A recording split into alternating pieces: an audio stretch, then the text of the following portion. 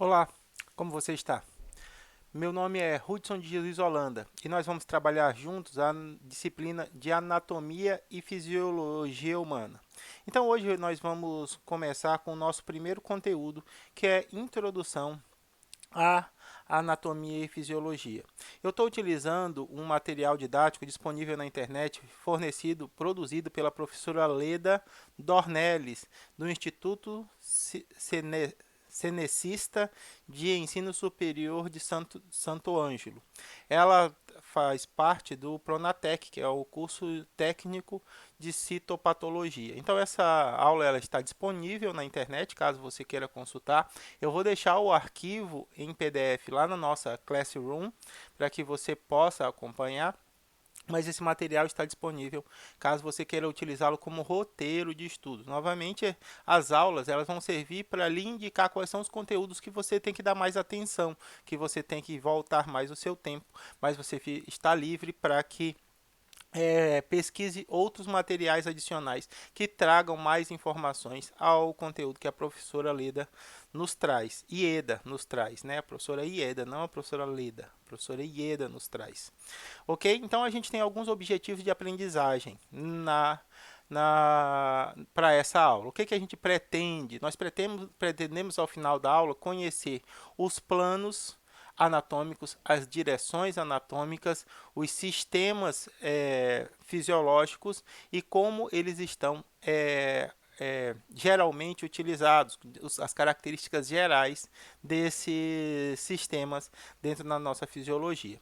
Então a gente vai começar falando sobre a introdução. A professora Ieda traz para nós que o corpo humano ele é composto por um conjunto de sistemas. Então o nosso corpo ele está organizado de forma a integrar vários sistemas e esses sistemas eles atuam em harmonia no nosso corpo. Então, meu sistema nervoso, ele auxilia e controla meu sistema cardiovascular, que também contribui para o funcionamento do meu sistema digestório, que regula o funcionamento do meu sistema muscular e uma série de interações dentro desses sistemas.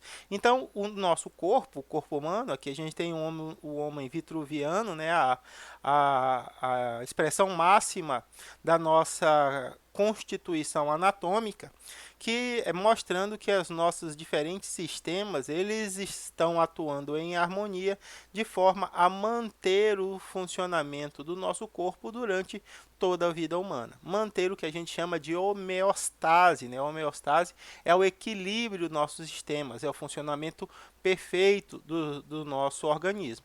E como é que a gente alcançou esse nível de complexidade, Hudson? A gente tem milhões de anos de evolução, onde o corpo ele se transforma e evolui em resposta a modificações do ambiente.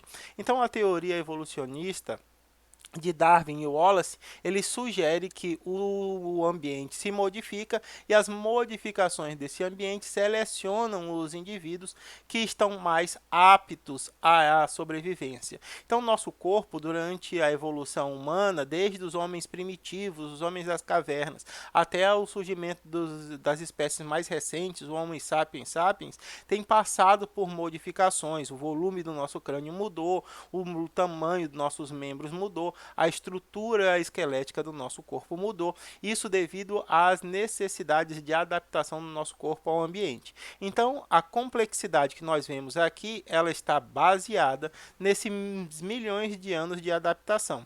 Então, o nosso corpo, ele é uma mistura de elementos muito simples, como os elementos químicos, que à medida que se agregam formam estruturas mais complexas, que são as células.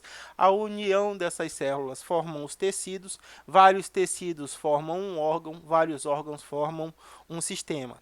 Então a anatomia e a fisiologia humana têm essa finalidade de estudar a forma e a função do nosso corpo e dos nossos sistemas.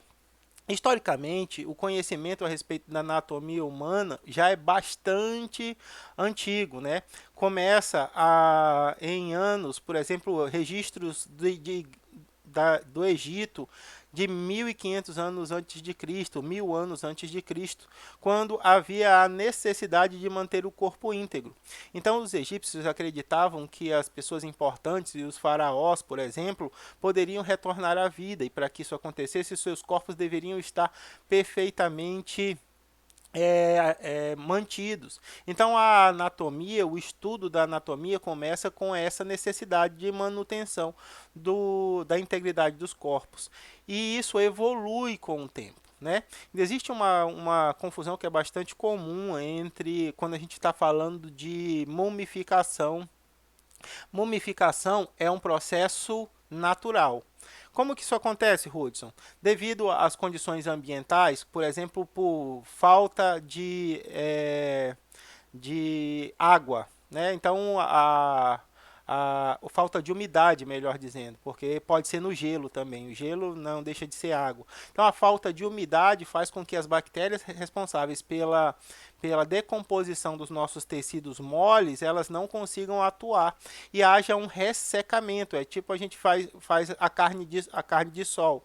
Já viram quando a gente coloca sal e coloca no sol, o sol retira a umidade da carne, sem a umidade as bactérias não conseguem crescer e ela murcha, né? Ela forma um tecido murcho. Então isso a mumificação é um processo normal. O embalsamamento é o que os egípcios faziam. Eles faziam múmias a partir do embalsamamento e não da mumificação. Nessas circunstâncias eles retiram os fluidos biológicos, eles retiram o sangue, retiram os órgãos, preenchem as cavidades corporais com estopa contendo óleos essenciais para que diminuísse o odor da carne em processo de ressecamento e a partir disso vedavam nos sarcófagos, diminuindo a umidade, impedindo que as bactérias conseguissem crescer.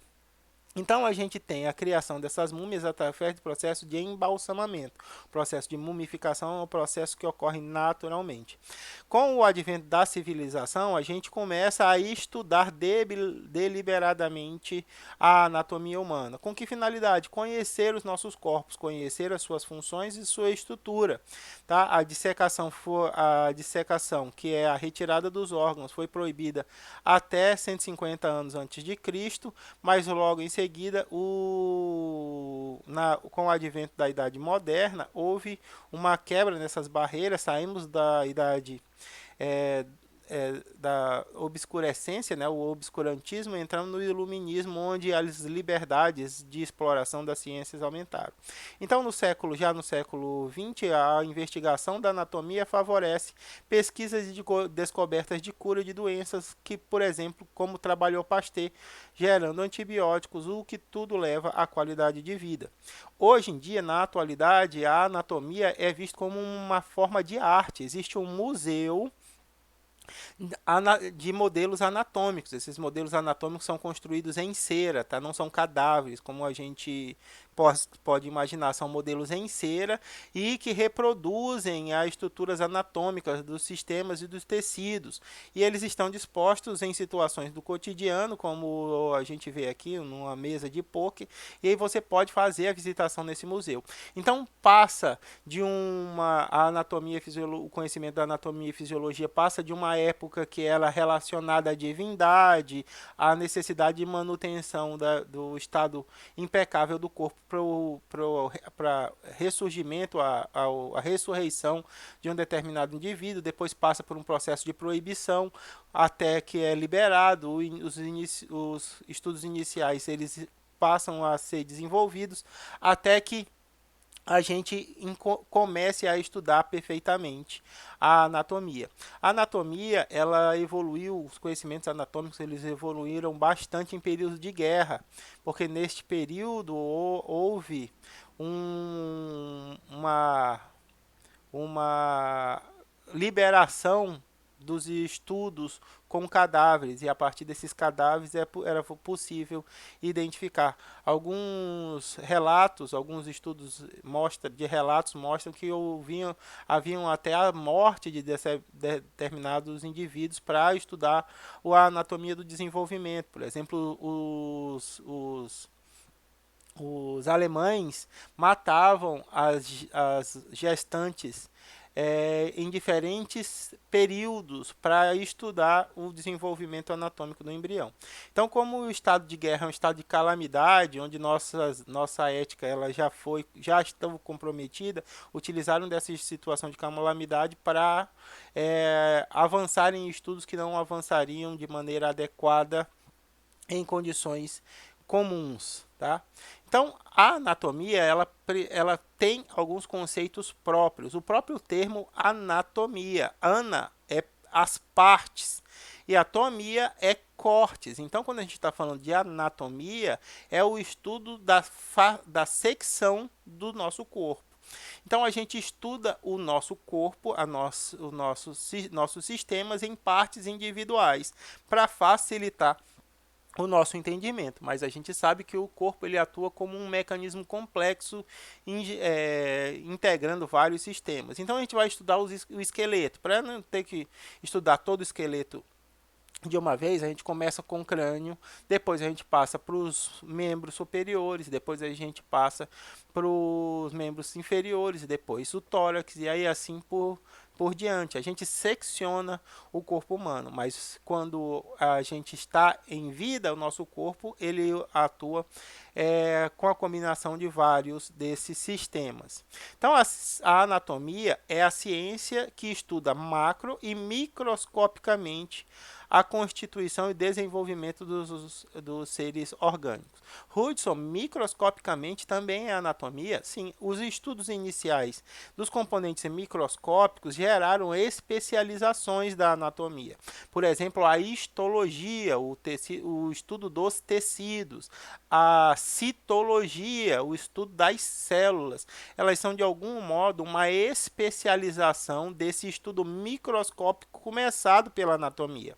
Então, as matérias que nós vemos hoje em dia, elas são derivadas do desenvolvimento das ferramentas dos estudos anatômicos.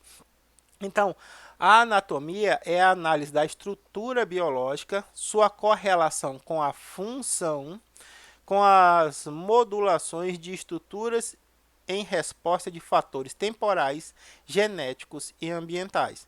Então, esses fatores temporais, genéticos e ambientais vão influenciar a forma com que o nosso corpo evolui, como evolui a partir de modificação nas suas estruturas ou modificação na sua função. Então, a gente, utilizando a anatomia, a gente visa compreender esses princípios arquitetônicos da construção do nosso corpo. Como é que a estrutura do nosso corpo leva à sua função. Então, essa base estrutural do funcionamento das várias partes é o objetivo da anatomia. Como a gente reconhece a função de determinada parte do corpo, qual é a sua estrutura, essa é a finalidade da anatomia. Então, a anatomia ela tem umas nomenclaturas próprias, e essa nomenclatura elas são bastante complexas, mas a gente pode facilitar o entendimento dessas nomenclaturas se a gente entende o racional por trás dela. Por exemplo, a anatomia tem essa linguagem própria, cuja esses termos eles são designados para partes do nosso organismo. A língua materna, que era originalmente utilizada, é o latim, porque o latim já é uma língua estabelecida, não passa por modificações como o português, como o inglês, como o espanhol, e a gente pode designar essas estruturas a partir dessa forma. Na anatomia, a gente utiliza nomes com relação à estrutura que a gente quer nomear. Não existe apenas um nome para memorização. Por exemplo, por que seu nome é Hudson? Meu nome é Hudson porque meu pai e minha mãe viam um filme que falavam do rio Hudson, né, que é nos Estados Unidos com H. Então, ouviram falar do rio Hudson e aí foram me batizar como Hudson, né? E aí o tabelião lá colocou com R em vez de H. Mas muita gente não tem essa relação com o nome. Por que seu pai colocou o seu nome de Cauã? Não sei, meu pai achava bonito Cauã. Na anatomia, a gente não tem essa nomeação apenas para memorização. A gente tem a nomeação baseada em característica do que a gente quer nomear. Por exemplo, a gente pode nomear de acordo com a forma. Por exemplo, o músculo trapézio, né? O músculo trapézio tem a forma, tem essa forma. A posição ou situação. O nervo mediano, a gente vai ver que a mediano é uma posição. A trajetória da estrutura que a gente quer nomear, a artéria circunflexa da escápula. As suas conexões ou interações, ligamento sacrolíaco, a sua relação com o esqueleto, a artéria radial, a que passa pelo rádio, né, o osso do braço. Sua função, músculo elevador da escápula, é o que ele faz. E existem ainda o que faz um pouco complica um pouco nossa cabeça esses critérios mistos que levam em consideração mais de uma dessas características. Por exemplo, o músculo flexor superficial dos dedos. Então, aqui a gente tem a posição, a conexão com o esqueleto, a relação com o esqueleto, as funções, tudo no mesmo nome. Então, se a gente entende o que está acontecendo, por que, que aquela determinada estrutura foi nomeada daquele jeito, a gente vai ter uma pista do que ela faz, seja da sua forma, seja da sua localização, seja a sua estrutura, a relação com o seu esqueleto. O que a gente precisa realmente aprender da nomenclatura na anatomia, Hudson? A gente vai utilizar a nomenclatura da anatomia para entender os ossos do crânio, conhecer os ossos principais do crânio, os ossos dos membros superiores, os ossos dos membros inferiores, conhecer as vértebras da nossa coluna vertebral, a nossa cintura pélvica, os ossos da nossa cintura pélvica, os ossos da nossa cintura escapular. Esses são todos elementos muito importantes porque eles são os elementos mais comumente utilizados. Conforme a gente utiliza a anatomia no dia a dia, as áreas que a gente mais utiliza são mais frequentemente abordadas e essa internalização desses nomes e desses conceitos, elas vão naturalmente acontecer. Se você não utiliza esses conceitos, você tem que ter pelo menos um conhecimento prévio que lhe permita estudar textos, livros, artigos ou conteúdos relacionados à anatomia e saber do que se trata, do que aquela leitura aborda. Então, atualmente, a gente pode dividir a anatomia em 3 subdivisões. Tá? Cada subdivisão dessa pode ser dividida em outras várias, mas a gente vai trabalhar apenas com a anatomia macroscópica, que é o que a gente pode observar a olho nu. Anatomia microscópica, que como eu falei com vocês, com o advento da lupa, do microscópio óptico, dos microscópios eletrônicos, a gente começou a estudar a estrutura a nível celular. Então, isso gerou especializações da anatomia, como a citologia, que é o estudo das células, ou a histologia, que é o estudo dos tecidos e dos órgãos. E a gente tem a anatomia do desenvolvimento. A anatomia do desenvolvimento gerou uma outra subárea da anatomia que a gente chama de embriologia, como se dá a formação do corpo durante o período embrionário. Então, aqui a gente vai nos atentar às estruturas macroscópicas. A embriologia é a área da ciência que vai abordar mais precisamente esse tema da biologia, da anatomia do desenvolvimento, e a citologia e a histologia são a parte da ciência que vão abordar mais propriamente a anatomia microscópica. É claro que para que a gente tenha um bom entendimento a respeito da anatomia macroscópica, é necessário algum conteúdo de tanto de biologia, de anatomia do desenvolvimento, quanto anatomia microscópica, e a gente vai abordar esses conteúdos com o passar das nossas disciplinas. Primeira coisa que a gente está falando em anatomia e deve ser logo esclarecida, a professora Ieda traz isso de cara. O que é normal? Né? Quando a gente fala a posição normal, a estrutura normal, o funcionamento normal, a gente leva logo vem logo à nossa mente o que é normal. O professor Ieda traz para a gente essa definição que é bastante interessante. O que é normal? Normal é o estatisticamente mais comum, ou seja, o que é encontrado na maioria dos casos. Então, a gente tem diferentes normais, tudo bem?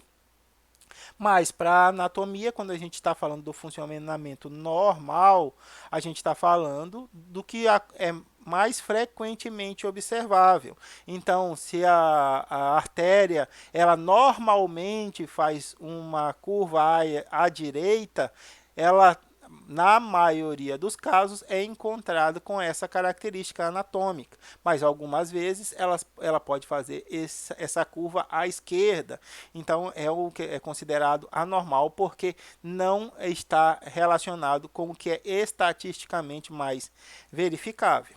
E quais são essas anormalidades, Hudson? A gente tem três formas de anormalidade. A gente tem a variação anatômica, que são variações que não trazem prejuízo. Por exemplo, essa da curva para a direita, da artéria da curva para a direita, da artéria para a curva para a esquerda. Se não há prejuízo para a fisiologia do indivíduo, essa variação é uma variação anatômica. Outro exemplo de variação anatômica é a polidactilia, né? O indivíduo com mais de 5 dedos.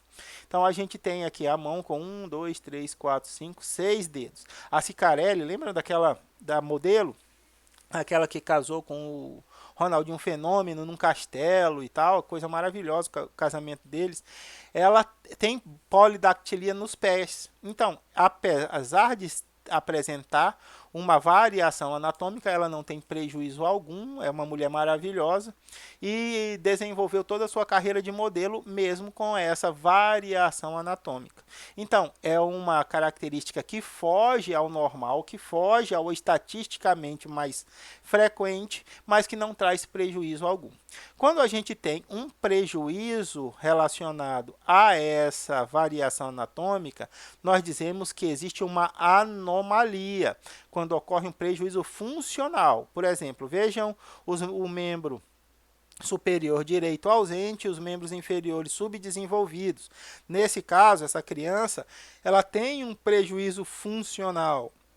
Nessa estrutura, a gente tem, nessas condições, nós temos uma anomalia anatômica. Tudo bem? Quando há algum tipo de prejuízo.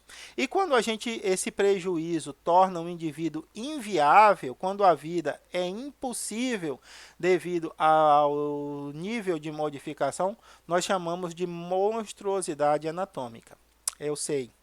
Monstruosidade é um termo difícil de entender, né? Por que que a gente usa um termo relacionado a uma situação tão pejorativa? Por que que a gente não usa um termo mais apropriado, menos forte, menos agressivo?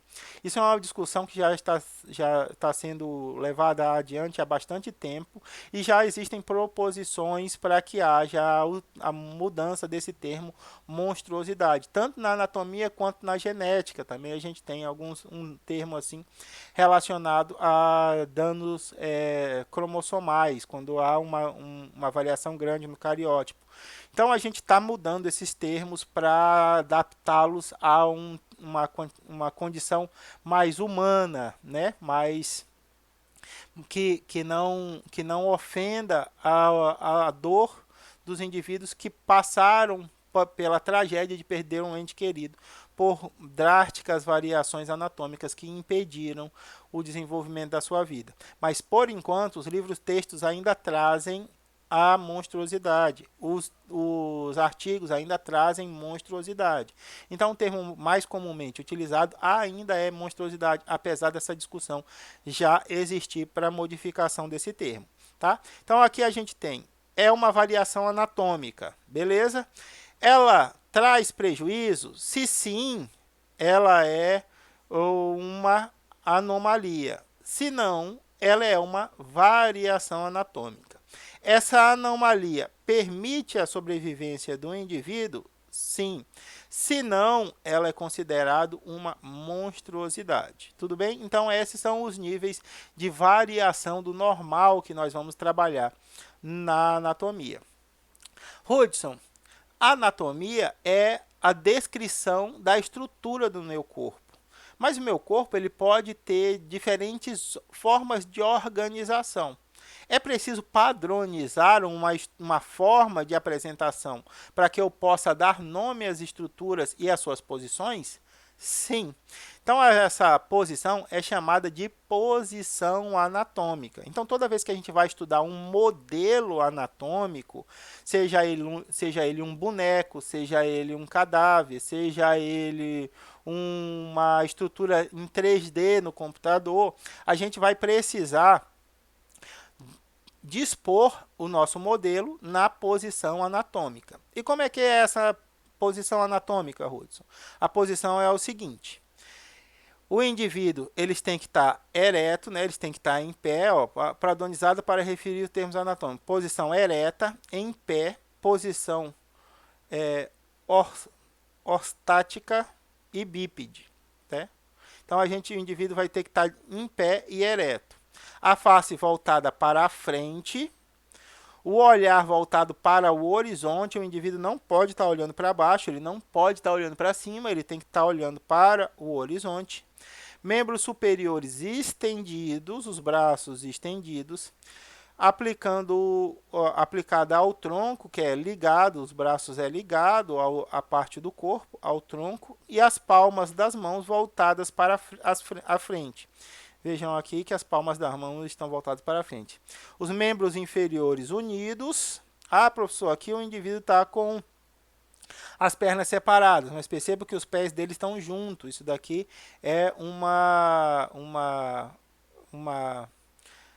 variação anatômica da organização dos membros inferiores, tá? O que a gente comumente chama de indivíduo cambota, né?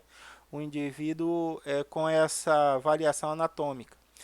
Mas os pés têm que estar juntos e voltados para a frente. Nossos pés não podem estar pulados. Então, essa é a nossa posição anatômica. Beleza, Hudson? Então, a pessoa tem que estar em pé, olhando para o horizonte, com os braços colados ao corpo, a palma da mão virada para frente, os membros inferiores unidos, com os pés também voltados para a frente. Essa é a posição anatômica. A partir dela, a gente vai determinar os planos anatômicos e a posição a partir desses elementos.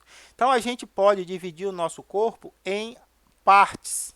Tá? Então, a gente tem o corpo humano, onde a gente tem cabeça e pescoço. Geralmente, a gente trabalha cabeça e pescoço junto. O tronco, que é formado pelo tórax, pela cavidade torácica, pelo abdômen, a cavidade abdominal. E a gente tem os membros, que são os membros superiores e os membros inferiores. Então, a gente pode dividir grosseiramente nosso corpo em cabeça e pescoço, tronco, membros superiores e inferiores. A partir disso, a gente pode ter diferentes níveis de estudo para cada uma dessas partes, para cada uma dessas divisões, ok? Para que a gente gere esse aumento na complexidade, é preciso que a gente faça planos de delimitação. A forma com que a gente vai seccionar o corpo de acordo com determinado plano. A gente tem 3 planos principais, que são o plano sagital, que divide qualquer estrutura em parte esquerda e direita. Plano frontal ou coronal, que vai dividir qualquer objeto anatômico em parte anterior ou frontal ou posterior. E temos o plano transversal, que vai dividir qualquer objeto anatômico em parte superior e inferior. Tá bom? Anotem aí no seu caderno. Vou repetir e aí você passa o vídeo devagarzinho. Tá? O plano sagital vai dividir qualquer objeto anatômico em lado direito e lado esquerdo. O plano frontal ou coronal vai sempre dividir qualquer objeto anatômico em parte anterior ou frontal ou posterior, tá? E o plano transversal sempre vai dividir qualquer objeto anatômico em parte superior e parte inferior. Beleza? Acha que conseguiu entender? Para que a gente consiga verificar seu aprendizado, a gente tem aqui 3 exemplos. O A, o B e o C. Você vai dar uma pausa no vídeo, vai determinar que tipo de plano é esse A, que tipo de plano é esse B e que tipo de plano é esse C. Depois que você tiver estabelecido qual é o plano, você volta com o vídeo para a gente dar continuidade. Vai lá, 1, 2, 3 e pause. E aí, conseguiu? Então vamos ver aqui, ó, o plano A. O plano A está dividindo em frente e trás, anterior e posterior? Não. Ele está dividindo em superior ou inferior? Também não. Ele está dividindo em quê? Em lado esquerdo e lado direito. Se ele divide em lado esquerdo e lado direito, ele é o plano perfeitamente sagital. Aqui o plano B. O plano B está dividindo em quê? Parte posterior, que é a parte das costas, e parte anterior ou frontal, que é a parte da face, né? Qual é esse plano? É o plano, exatamente, o plano frontal. E o C, por fim, está dividindo o nosso corpo em parte superior e parte inferior. Então, a gente tem o plano transversal, parte superior a parte da cabeça, parte inferior a parte dos pés. Então, esses são os três planos. Ah, Hudson, então beleza, então é só esses três planos, né? Não, existem várias variações desses planos, mas a gente vai trabalhar com esses três planos essencialmente. Por exemplo, a gente vai começar aqui, ó, a definição que a professora trouxe para a gente, que complexo, mas vamos trabalhar ela. Ó. Plano sagital mediano. Tá? O plano sagital mediano é o plano que vai dividir exatamente ao meio, parte esquerda e parte direita. Olha a definição. Por isso que é importante você procurar o livro e o texto que se adeque à sua linguagem. Olha essa definição. Formado pelo deslocamento do eixo antero-posterior ao longo do eixo longitudinal na linha mediana, dividindo o corpo em duas metades aparentemente simétricas, denominadas de antímeros. O que, Hudson? É isso mesmo. Formado pelo deslocamento do eixo antero-posterior, quer dizer que é da frente para trás. Tá? Então, o eixo que eu estou utilizando para seccionar o corpo é da frente para trás, é antero-posterior. Ao longo do eixo longitudinal. A gente tem aqui o eixo longitudinal do indivíduo. Então, meu plano corta da frente para trás na largura do corpo, né? No comprimento, perdão, no comprimento, a largura é aqui. No comprimento do corpo, por isso é longitudinal. Dividido em duas metades aparentemente simétricas. Por isso, ele é mediano, porque ele está bem no meio. Então, a gente tem em estruturas que deveriam ser simétricas. Nosso corpo é bastante simétrico. Nós temos mãos simétricas, orelhas simétricas. Nosso corpo todo foi analisado para ser, evoluiu para ser simétrico, mas a gente tem pequenas assimetrias no corpo que tornam a nossa aparência cada um diferente do outro.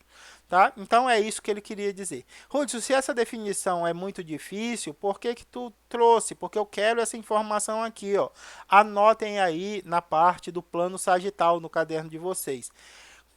Toda vez que você secciona o corpo por um plano sagital, você gera um antímero, tá bom?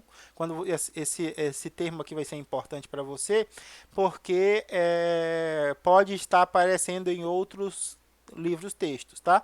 Plano sagital é aquele que divide o corpo ou o objeto anatômico em parte direita e parte esquerda. E isso está disseminado em outros livros. É só você buscar o livro que tenha melhor linguagem a seu gosto. E você está perfeitamente familiarizado com o termo antero-posterior no eixo longitudinal, você pode usar esse livro, texto que a professora Ieda traz perfeitamente. Ora, Hudson, o plano sagital mediano é esse, e esses outros planos sagital aqui é qualquer corte que divida o corpo ou objeto anatômico em partes esquerda e direita. O mediano é o que corta exatamente ao meio. Os demais sagitais vão cortar em outras posições que não exatamente no meio, mas que fazem essa separação. Plano transversal ou horizontal. Transversal ou horizontal. Transversal está fazendo o quê? Separando cabeça dos pés, região superior da região inferior, tá? Formado pelo deslocamento do eixo na largura ao longo do eixo antero-posterior.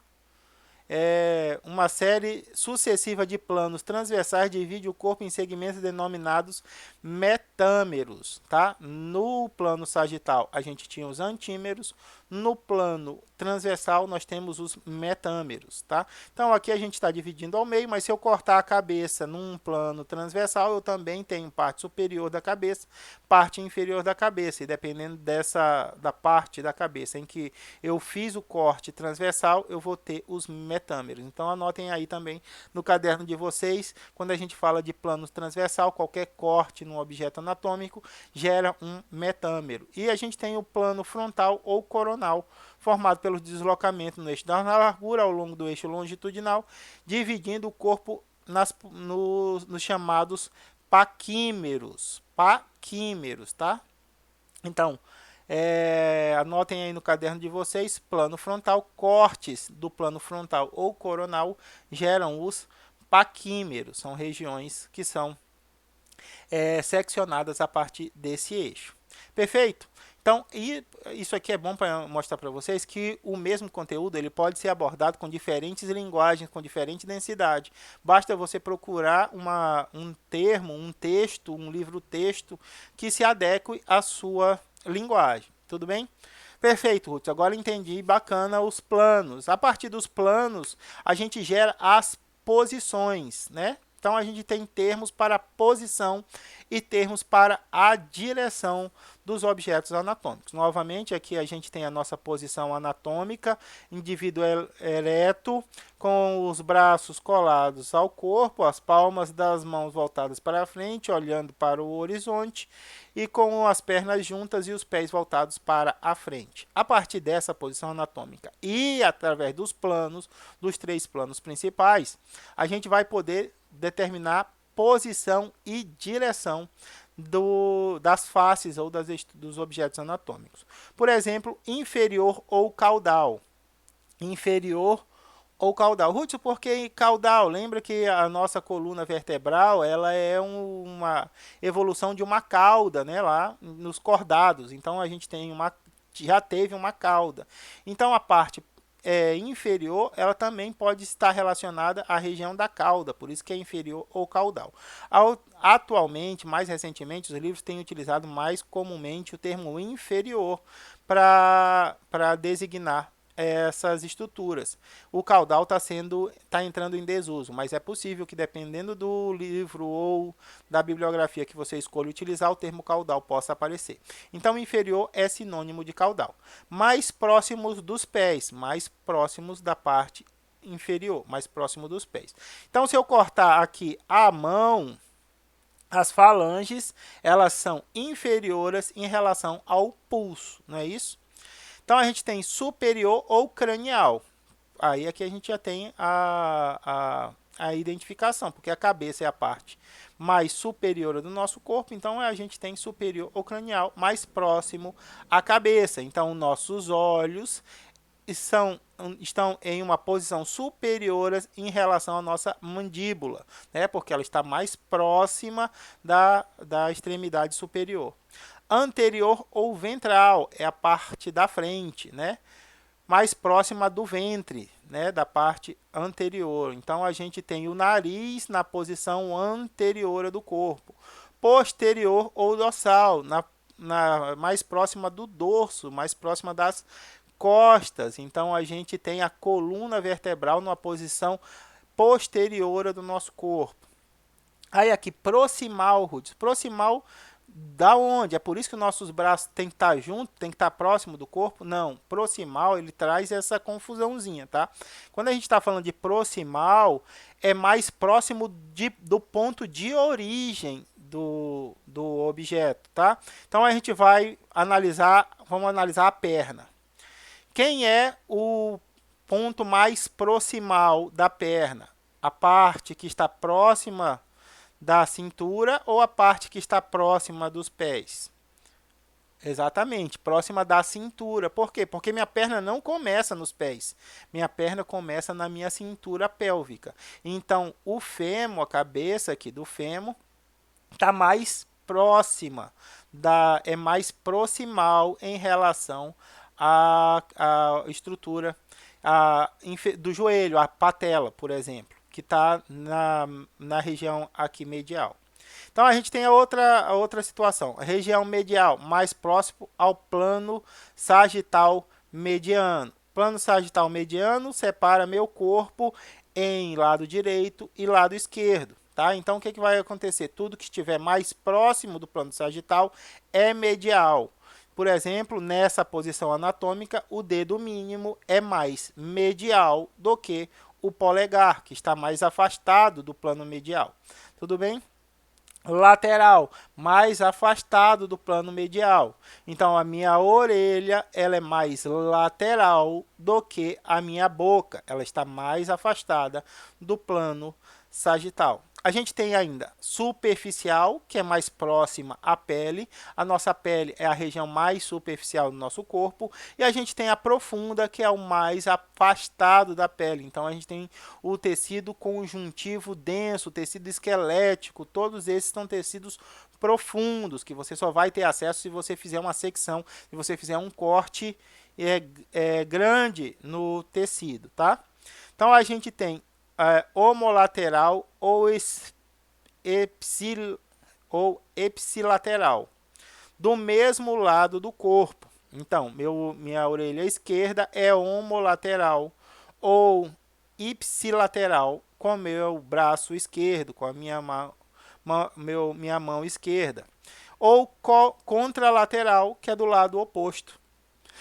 Meu olho direito é contralateral ao meu ombro esquerdo, tá? Então a gente tem homolateral do mesmo lado do corpo, contralateral do lado oposto do corpo. Então essas aqui são as posições ou as direções da estrutura anatômica a partir da posição anatômica e dos planos de secção.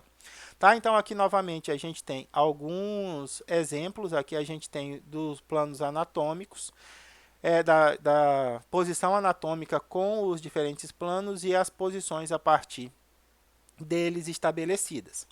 Outra posição anatômica, Hudson, o meu modelo não fica em pé, ou o cadáver que eu utilizo não fica em pé. Como é que eu vou fazer a posição anatômica? Na posição de decúbito. Tá? Decúbito é a posição deitada. Né? Na posição deitada, você pode colocar um modelo ou um cadáver na posição anatômica. Aí a gente tem alguns tipos de decúbito. A gente tem o decúbito dorsal ou supina, que é quando a pessoa deita com a barriga voltada para cima. Então, quem dorme de barriga para cima, dorme de decúbito dorsal, tá?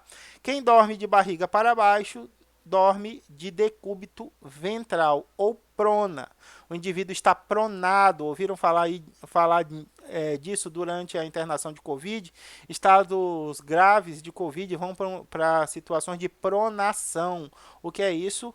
É colocar o indivíduo com a barriga para baixo, tá? Para facilitar a ventilação desse indivíduo.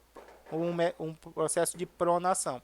Então a gente tem o decúbito ventral ou prona e a gente tem o decúbito lateral, que é a forma com que eu durmo, com que eu gosto de dormir de lado. Se eu dormir de barriga para cima, eu ronco. Se eu dormir de barriga para baixo, eu me engasgo. Eu tenho que dormir de lado. Então eu durmo de decúbito lateral. Beleza? Então, a gente pode também ter essa posição anatômica deitadas. E as formas de estudos, Ruth, da anatomia? A gente pode ter algumas formas de estudos. Por exemplo, a inspeção. O que é a inspeção, Ruth? Eu sou carro, por exemplo, para passar por inspeção? Não. A inspeção é a análise através da visão, tá? Então você pode utilizar equipamentos ou não para ajudar ao seu sentido da visão. Então, eu posso estudar órgãos de forma externa, que é a ectoscopia. Eu posso pegar o pulmão do indivíduo, colocar sobre a bancada e estudar, fazer uma inspeção ectoscópica, estudando o pulmão do indivíduo fora da caixa torácica, ou eu posso, em caso do indivíduo ainda estar vivo, fazer uma endoscopia, o estudo de órgãos internos, né? A gente comumente faz endoscopia, a laringoscopia, engolindo aquela câmera, né, para ver o estômago e fazer essas análises. A gente pode fazer análise também por palpação, né, que é analisando através do tato. Isso vai permitir a gente identificar a nossa pulsação, é possível identificar a tendões musculares, saliências ósseas, pode verificar as megalias, os aumentos dos órgãos. Por exemplo, algumas doenças causam o aumento do fígado, o aumento do baço, tá? E isso a gente pode verificar pela apalpação. Você apalpa. Por exemplo, você está com uma íngua. Como é que você sabe que está com uma íngua? Porque você consegue sentir a íngua, o nó, pela palpação. O que é a íngua, Ruth? A íngua é a inflamação dos linfonodos, tá?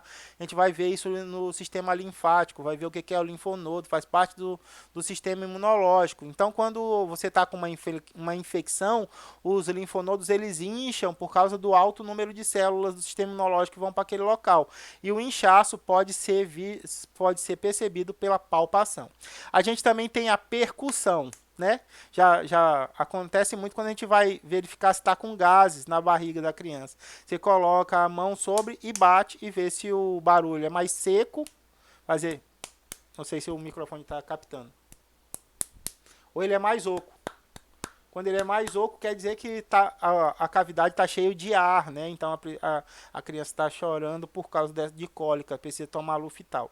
Então a percussão é através desses batimentos digitais, utilizando a mão. Não vai utilizar outro objeto para fazer a percussão, é sempre os dedos. A gente tem a ausculta, utilizando equipamentos para o monitoramento dos sons, né?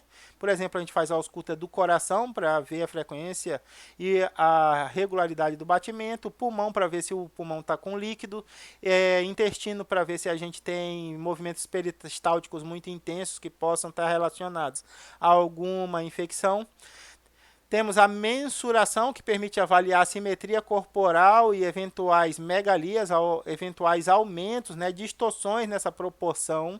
Então, a gente pode colocar um indivíduo na posição anatômica, que ela não está em posição anatômica, mas a gente pode fazer isso para que faça essa mensuração, essa avaliação. Tem a dissecação, que consiste na separação minuciosa dos diferentes órgãos para uma melhor visualização. E a dissecação só vai ser feita em cadáveres, tá? Porque para que a gente consiga fazer essa separação dos órgãos, a gente tem que destruir o sistema, e destruindo os sistemas acaba-se com a vida. Então, quando a gente está vendo aqueles seriados policiais, CSI Miami, eu gosto muito de Bones, eu não sei se vocês têm acesso, é uma série de uma antropóloga forense que faz estudos de casos. Cold Cases também eu gosto muito, que são esses seriados de investigação onde o pessoal faz a dissecção, aí o cara tira o fígado, faz análise, aí ele bebeu vinho há não sei quantas horas, pela fermentação e não sei o que. Isso só é possível fazer pela dissecção. Métodos de estudo por imagem, tá? E aí aqui a gente tem a raio-x, ecografia, ressonância nuclear magnética. A gente tem tomografia computadorizada, são todas formas de análise da anatomia do indivíduo por imagem, tá? E agora que a gente conhece os conhecimentos básicos, a gente vai aprofundar cada um desses conhecimentos, a estrutura, a função, os planos, fiquem despreocupados.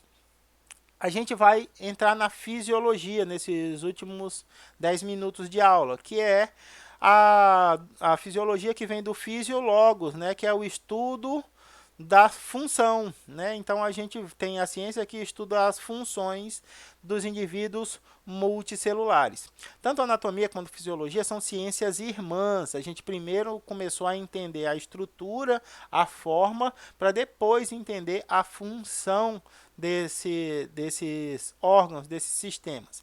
Então a gente começa a estudar anatomia, a partir dos conhecimentos de anatomia, a gente passa a estudar fisiologia. Por isso que a gente faz o agrupamento dessas disciplinas em uma matéria só, em uma cadeira só, anatomia e fisiologia. Tudo bem?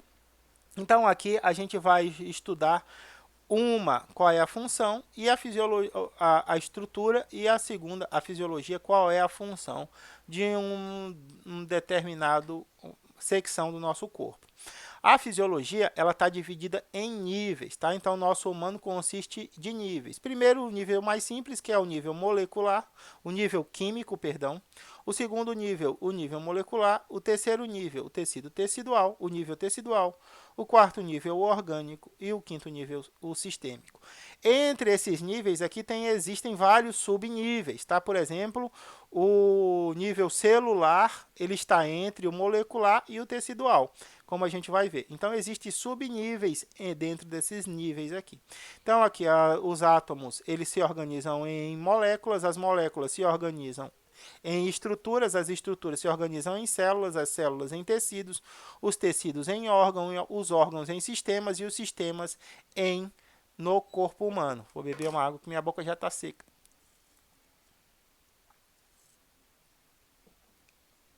No corpo humano. Quando a gente está falando no nível químico, a gente está falando da composição química do nosso organismo. Quais são os componentes químicos mais comuns? Carbono, hidrogênio, oxigênio, nitrogênio, cálcio, potássio e sódio. Esses são os mais comuns, a maior abundância. Mas a gente tem o molibdênio com 0,00002%. A gente tem o manganês com 0,0001%. Então a gente é formado por um aglomerado enorme, o cromo com 0,00003%. Um emaranhado, um flúor, uma grande quantidade de átomos que vão ter função no nosso corpo.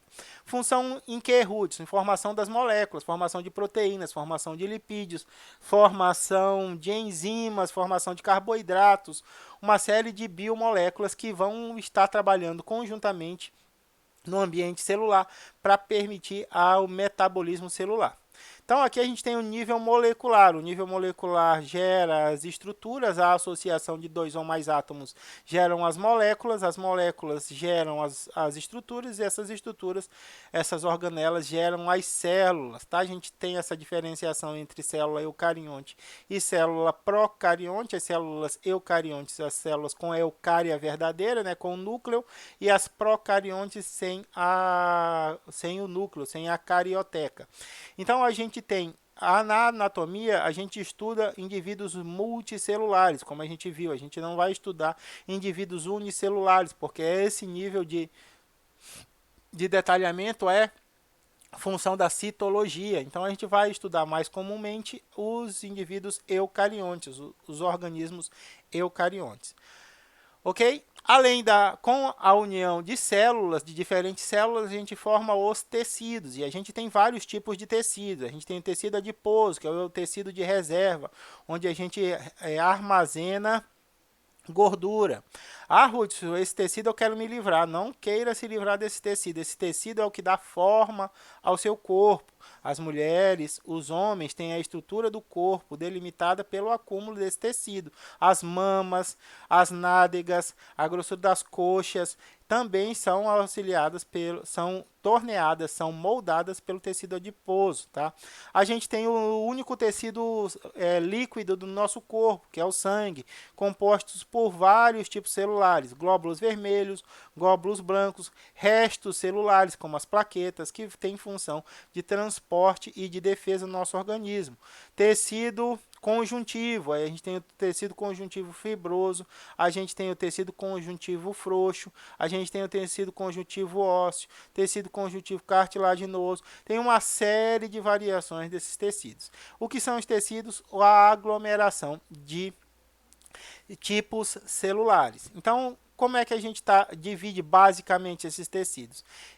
Tecidos epiteliais, que são tecidos de revestimento, tanto revestimento externo como revestimento interno. Toda parte do nosso corpo tem cavidades, inclusive nossos vasos sanguíneos, eles têm epitélio vascular. Até o tecido conjuntivo, eles são responsáveis por dar sustentação. Então a gente tem vários tipos de tecido conjuntivo, como a gente viu ali. A gente tem tecido muscular, também vários tipos de tecido muscular, tecido estriado, muscular liso, muscular esquelético, tem um monte de tecido muscular. Nós temos os tecidos o tecido nervoso, que é especializado na transmissão de impulsos nervosos. Então aqui a gente tem essa característica. Tecido epitelial recobre a superfície do corpo. Tecido conjuntivo frouxo serve como assoalho para o tecido epitelial. Tecido ósseo, sustentação. Tecido cartilaginoso impede atrito no nosso corpo. Tecido sanguíneo, transporte e defesa. Tecido nervoso, transmissão de impulsos elétricos. Todos esses tecidos nós vamos estudar sua anatomia e sua fisiologia. Nós não vamos entrar no ponto da histologia, tá? Mas a gente vai dar uma observada nas características celulares desses tecidos.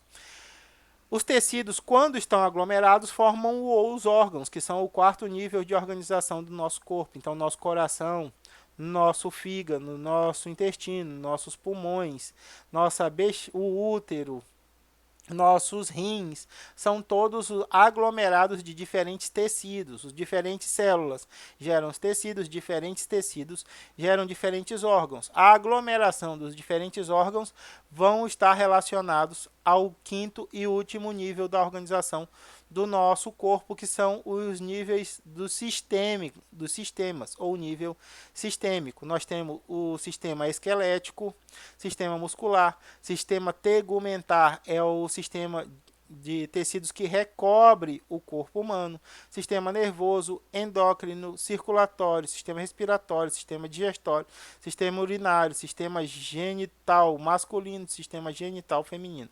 Ruth, a gente vai olhar todos esses sistemas, a gente vai tentar olhar todos esses sistemas. Isso vai depender da forma com que a gente evoluir com o nosso conteúdo, tudo bem? Eu não vou passar de um sistema, não vou abandonar o sistema nervoso com um monte de dúvida, porque eu tenho que cumprir lá no final o sistema genital feminino ou o sistema genital masculino. Eu vou ficar no sistema nervoso tempo suficiente para que a gente vá dirimindo todas as dúvidas. E eu não vou saber nada de sistema genital masculino e nem sistema genital feminino, Hudson? Vai, porque você aprendeu a aprender anatomia. Você sabe como estudar, você sabe como resolver dúvidas, você sabe como aplicar os seus conhecimentos no cotidiano, em problemas. Então, isso vai permitir com que você, quando se deparar com a necessidade do conhecimento do sistema genital masculino, você possa lançar mão da sua própria educação, fazer a auto-instrução, graças às atividades e a todas as vivências que nós tivemos durante os estudos dos outros sistemas. Tudo bem? Então, qual é a função do sistema esquelético? O sistema esquelético gera sustentação. E a sustentação associada ao sistema muscular permite a movimentação e proteção dos nossos órgãos moles. Quais os principais componentes desse sistema? O osso, os músculos e as articulações. 3 minutos faltam. Sistema tegumentar é proteção, é cobertura do corpo, tá? Então a gente tem a proteção, o isolamento do nosso corpo, a parte interna do nosso corpo do ambiente, controle da temperatura. Quais são os principais componentes? A pele, o tecido subcutâneo, a epiderme e a derme, e a hipoderme, tecido conjuntivo, tá? Então aqui a gente tem a derme, a epiderme, a derme. Aqui a gente já tem o tecido conjuntivo, tem a lâmina própria aqui embaixo, lembra lá a lâmina basal da histologia, e aí entra o tecido conjuntivo. Sistema nervoso, qual é a função do sistema nervoso? Transmissão de impulsos nervosos. Tá? Qual é a função? Função sensorial, integrativa e motora. Quais são os principais componentes? Sistema nervoso central, sistema nervoso periférico.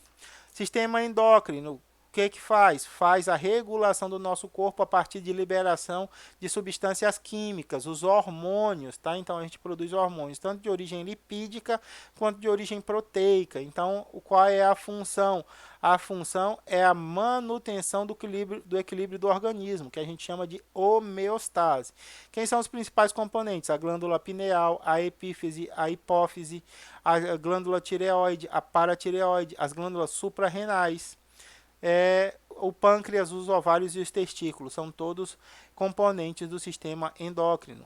Sistema circulatório é transporte de gases e nutrientes pelo nosso corpo, e ele é dividido em veias e artérias, tá? Então a gente tem uma circulação rica em oxigênio e pobre em gás carbônico, enquanto que nas veias, a gente tem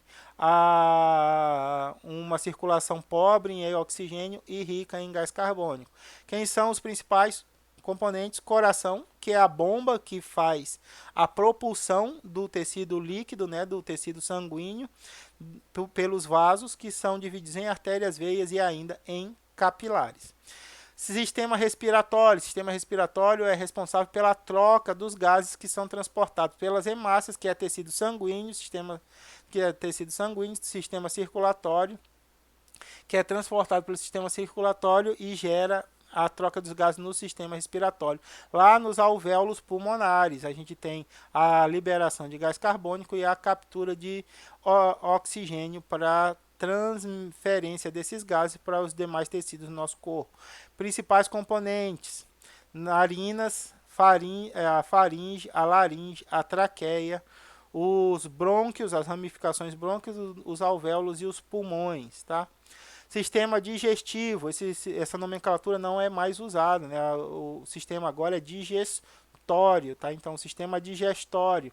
O sistema digestório tem a função de digerir o alimento e disponibilizar moléculas simples para absorção no intestino. Quais são os componentes principais desse sistema? A boca.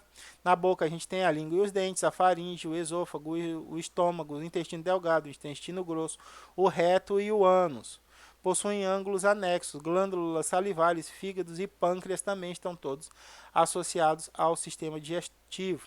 Temos o sistema genital feminino e as mamas. As mamas contêm as glândulas mamárias, que são estimuladas durante o período de gestação a produzir leite, né? Enquanto que o sistema genital está relacionado à reprodução.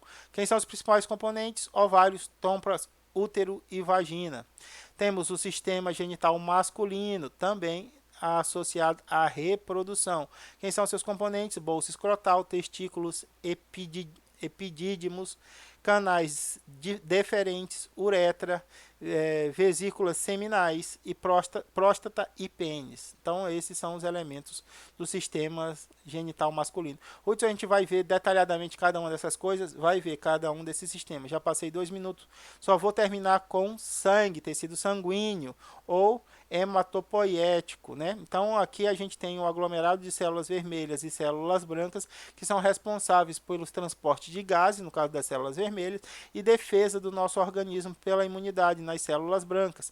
Então, esse tecido é responsável pelo transporte dessas substâncias, além de outras substâncias como nutrientes, é composto também por proteínas, por anticorpos, por proteínas do sistema complemento, albumina, uma série de outras proteínas responsáveis pelo transporte de substâncias que vão ser distribuídas por todo o nosso corpo. Aqui há o agradecimento da professora Ieda e os meus agradecimentos pela sua atenção. Espero que você tenha gostado da nossa primeira interação. A gente vai fazer a discussão sobre esses conteúdos. Qualquer uma das dúvidas sobre os planos, as posições, a gente vai fazer na próxima aula síncrona, tudo bem? Então fiquem à vontade para fazer suas anotações, não deixem nenhuma dúvida passar, fiquem atentos aos pequenos detalhes para que a gente possa discutir isso, tragam mais informações, tragam informações adicionais para que a gente possa discutir na próxima aula síncrona. Fora isso, um abraço, se cuidem, cuidem das pessoas que vocês amam para que a gente possa finalizar esse período de pandemia. Um abraço.